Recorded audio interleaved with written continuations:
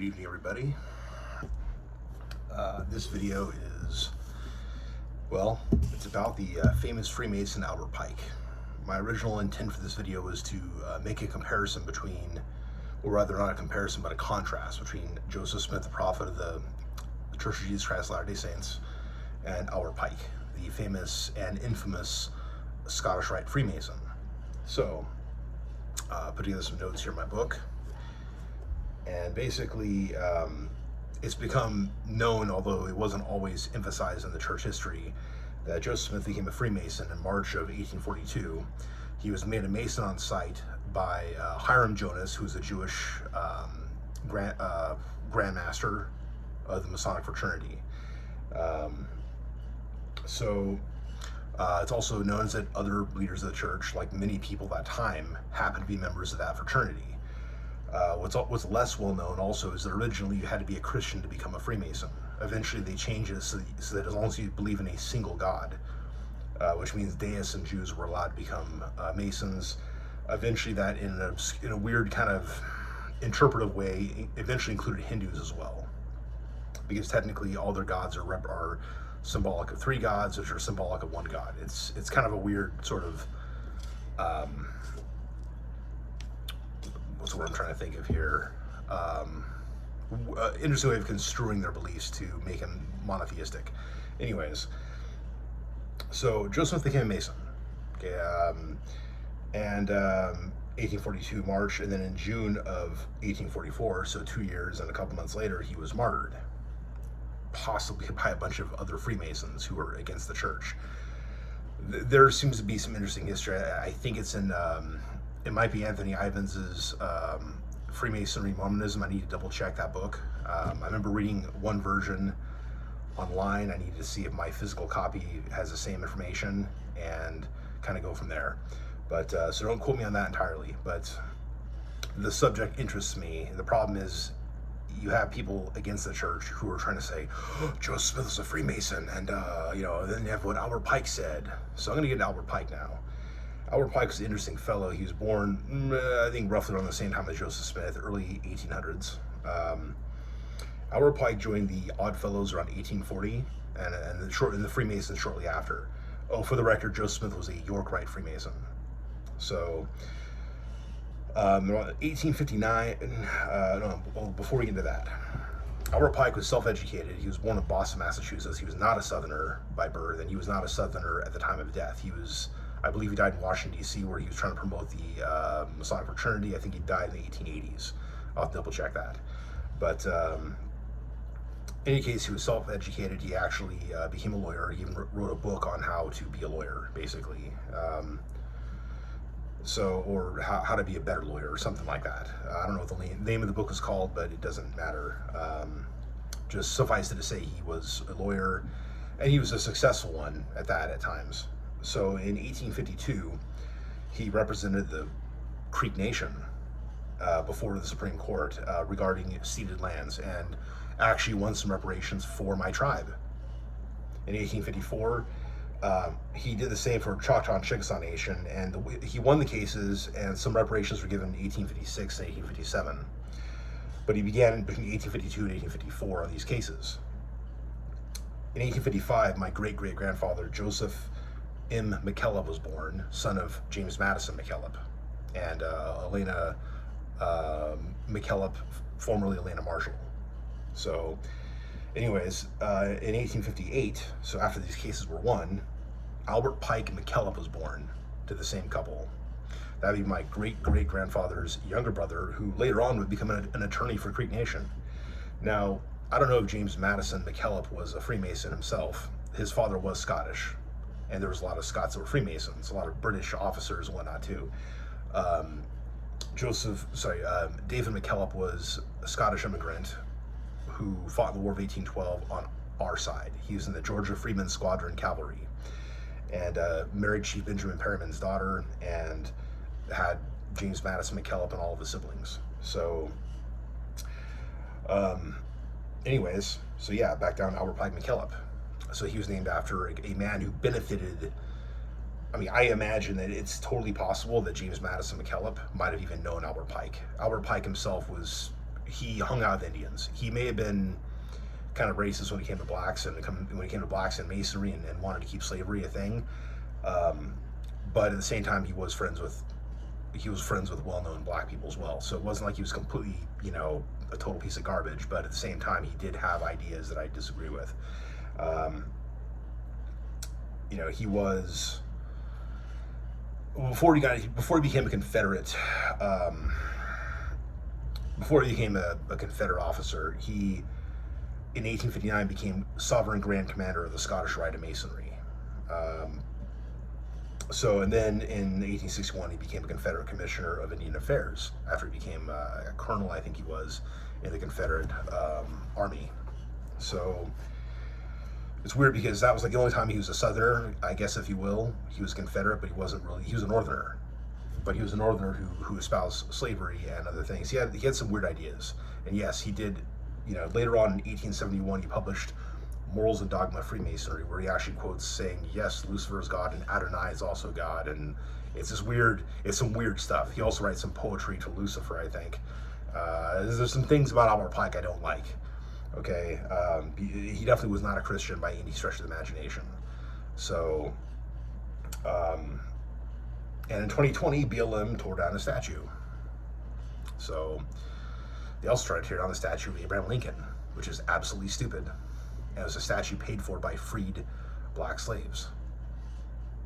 So, I mean, it baffles me. It was actually a black woman, a descendant from those who actually paid to have the statue built, that stopped BLM from tearing it down. So, that's a whole different story. Anyways, Albert Pike. So his quote in Morals and Dogma, extremely controversial. I don't feel like that represents all of Freemasonry. I'm going to be honest.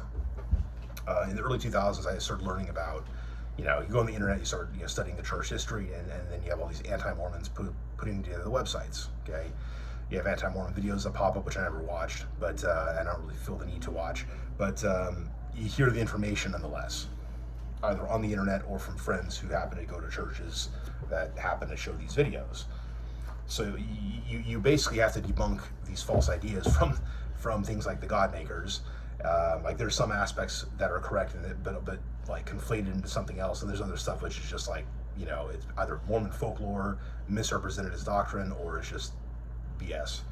Anyways, that was the era in which I discovered the history of Freemasonry, and I developed more of a positive outlook on it to an extent, rather than the anti-Masonic viewpoint. However, there's a lot of legend surrounding Masonry that may or may not be true. There's a lot of stuff that really cannot be taken completely seriously. Before we assume that, the Illuminati is real and it is Masonic. Okay, there was a Masonic Bavarian Illuminati. It disappeared in the late 1700s. Not all Masons were part of this group, if you will. And George Washington said, I'm satisfied in knowing that the Illuminati is real, the quote was very similar to that. That doesn't mean that he liked the Illuminati. It just means he's satisfied in knowing that it is real, instead of being, urban legend, if you will. So, at least that's how I'm interpreting what he's saying. I could be wrong, but I could also very well be right about that. So, what else we got here? That's kind of most of the information, but basically, so what if Joseph Smith was a Freemason? Look at the dates here. He became a Freemason roughly around the same time that Albert Pike did, within a couple of years of Albert Pike becoming a Mason, and he died a couple of years after he became a Mason. He was murdered. Okay, he never taught in the doctrine of the church anything remotely similar to the idea that Lucifer is God. He preached Christ always. So Albert Pike did not. Okay, now there's a letter attributed to Albert Pike, which, about the 3 World Wars. That thing is probably a 1950s fabrication. I've read it, I've read about it, and there's too much internal evidence that shows that it is a forgery. Nazis didn't exist when Albert Pike was still alive. Communism was kind of a barely known term, but it existed. There's a lot contained there which is really just, it doesn't add up to the time which Albert Pike lived. So either he was super good at predicting the future, or it's BS. You know, it's something probably written in the 1950s, most likely, after the first two world wars already happened. So let that kind of sink in. And it seems like they took a famous and yet controversial, for obvious reasons, Freemason named Albert Pike, and decided to make him the author of that letter. So that's kind of the way I'm looking at that. I don't really see the letter as being real. It's interesting. If it were authentic, it would be like, holy crap. But there's no physical copy of the actual letter, and the British Museum or whatever, you know, that they say, oh, it was there in 1973, or like they say it doesn't even exist. Oh, but that's just a conspiracy. Like, no. There's internal evidence. Even if there was a conspiracy, there's internal evidence that this whole letter is a forgery. So, again, Nazis didn't exist until the 1930s, or maybe late 20s. Anyways, it doesn't matter. The point is, they didn't exist during the time the letter was allegedly written. So, yeah, Albert Pike, interesting figure, but definitely not. You can't take something he wrote in 1871. This is the point I want to make. Or my original point I want to make is that he wrote something very controversial in 1871. He was not a Christian, whereas most Masons were Christians. You cannot take something he wrote in 1871 and say that Joseph Smith, who died in 1844, somehow believed all the same stuff because he himself became a Mason. Furthermore, like nowadays, you have to kind of become a Yorkite before you become a Scottish Rite Mason, as I understand it. But back then, it wasn't quite that way. And there was different political views within the branches of Masonry. I didn't even realize how big Masonry was in Mexico, like in the 1800s. Like if you were a York Rite, you were conservative. If you were Scottish Rite, you were liberal. So the York Rites were the Republicans, the Scottish Rite were the Democrats, if you think about it. So, I mean, that's kind of a generalization. I mean, conservative in those days might not have been the same thing as it is today. Just like liberal back in those days might have been classical liberal as opposed to pseudo-liberalism of today. So, but just to show there's different political views within the branches of Masonry in different countries. So it's just like there's a whole bunch of Masonic history people aren't even aware of. I wasn't even aware of, and I consider myself somewhat learned in this, you know, subject. But yeah, that kind of blew my mind. Mexico, conservatives versus liberals, different branches. But I kind of knew that originally you didn't have to be a York Rite to become a Scottish Rite Mason per se. Eventually, this stuff, you know, and you may or may not have to today, but I think you have to become a York Rite nowadays to become a Scottish Rite. There's different stuff. If you read Duncan's Ritual Freemasonry, which I used to own a copy of, the rituals are much more Christian in some respects. Albert Pike might have changed. I heard that he de-Christianized some of the rituals, but I don't have a copy of his rituals, so I don't know for sure if that's true. So, but anyways, after the Civil War, he dedicated his life to basically, you know, promoting Scottish Rite Freemasonry. Like he was basically kind of like semi-retired from everything else at that point. So, anyways, yeah. So Albert Pike and Joseph Smith, not similar, not the same. Okay, Joseph Smith was like basically an abolitionist. He ran for president under a Democrat platform, but a Democrat who was like anti-slavery. Because everyone else who was running for president at the time was basically against the church or needed the support of the anti-Mormons in order to win their elections. And so no one wanted to protect the church, basically.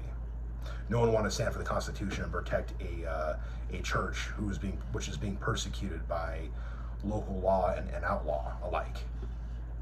So that's something to keep in mind. So, and I don't care if you agree or disagree with our church's doctrine, that's not even the point. The point is, this is America, and that shouldn't have been happening here in America. So, anyways, Albert Pike, I mean, on one hand, I kind of respect him because of what he did for my people and for other tribes. On the other hand, I look at the things that he said and believed, and I'm like, I mean, he's doing like a hymn to the gods and things like that. Like he supposedly knew a whole bunch of languages, but only I think 5 or 6 languages are known that he was actually fluent in, which includes Greek, Hebrew, Latin, I think, and like Sanskrit, a couple others. So English, obviously. So he had kind of a self-taught classical education with also a few other things added in. So like again, like the Sanskrit, you know, is kind of like not something that everyone I think who was learned at the time would have been learned in. So, but he was also kind of eclectic, I guess, of some of his beliefs, if you will, or sort of like avant-garde. I hate to even use that term, but you know, but yeah. So yeah. I don't think he wrote that one letter about the 3 world wars. I think that's basically BS. There's people who I like and respect who believe that the letters are real. There's no physical copy that's come forward, however, and that unfortunately kind of destroys that. So him trying to, so the letter claiming he's promoting Luciferianism, you know, to replace atheism, which atheism is to replace communism and Christianity, all this weird stuff. It's not. I'm not saying that such a thing couldn't occur to a large degree, but it's not because Albert Pike predicted it. It's like whether the protocols of the learned elders of Zion is actually from a secret cabal of the Jewish leaders who want to take over the world, or whether it's sort of like a spoof. A lot of the stuff in it's becoming real. Okay, there's a few things that have not become real, but there's a lot of things that have actually come to pass since it was published. Whether it's legitimate or a alleged forgery or whatever you want to believe that document to be, but you know, it's a guidebook for whoever wants to take over the world, basically, in some respects. And maybe the same with Albert Pike's letter, you know, to some limited degree. His alleged letter, the supposed letter, which I again don't believe he wrote at all, because it mentions Nazis, which didn't exist yet, not for decades after the fact. It mentions fascism, which itself is a term that was not really well known. Doesn't mean he wouldn't have known about it because he was, you know, smart. He knew politicians and whatnot, but that doesn't mean that he actually was, you know. But yeah, so I respect what he did with the Indians. I don't like the pro-slavery stance, and I don't like the pro-Lucifer type stuff. Okay, I don't like that. And so that's why I look at Albert Pike and I'm like, it's like a turd in the punch bowl, if you will. It's like what Alex Jones said about David Icke when it came to all the political stuff he said was real, but then you start throwing in the lizard people, and it's like, you know, when I've listened to David Icke, I'm like, okay, like maybe like 2/3 of what he says is true, and the rest of it's like, you know, the turd in the punch bowl. It's like, it's garbage. It's like alien nonsense, which then becomes more than 1/3 of what he's actually talking about, because he goes on a huge tangent about that when it comes to history. If he just focuses on the political events of now, then most of what he says is probably true, but I've double checked that though now. But you get into all the alien stuff and it's just nonsense. So, in my opinion. Anyways, let me know what you guys think. I don't know. I mean, look, there's some admirable qualities of Albert Pike, like I said. He was definitely an imposing figure, 6 foot tall, long hair down to his shoulders. He had a beard. Nice looking younger guy, but then as he got older, he kind of put on some weight. We all kind of do, I guess. But yeah. Anyways, yeah, my opinions about Masonry have kind of like fluctuated over time. I do think there's bad people involved in Masonry, but I do also know there's good people who are Masons. I also know that for a long time, Masons, at least in the state of Utah, were banning Mormons from joining. And I also know, from what I hear at least, is that there was Mormons that had to ask their state president if it was okay to join the Masonic fraternity before they can actually join. But other places where they didn't have that kind of requirement. So anyways, there's a lot of different interesting parts of history that, you know, need to be figured out. But yeah, those are kind of my thoughts for now. Let me know what you think about, what you guys think about Albert Pike, I guess. I'll talk to you guys later. Bye.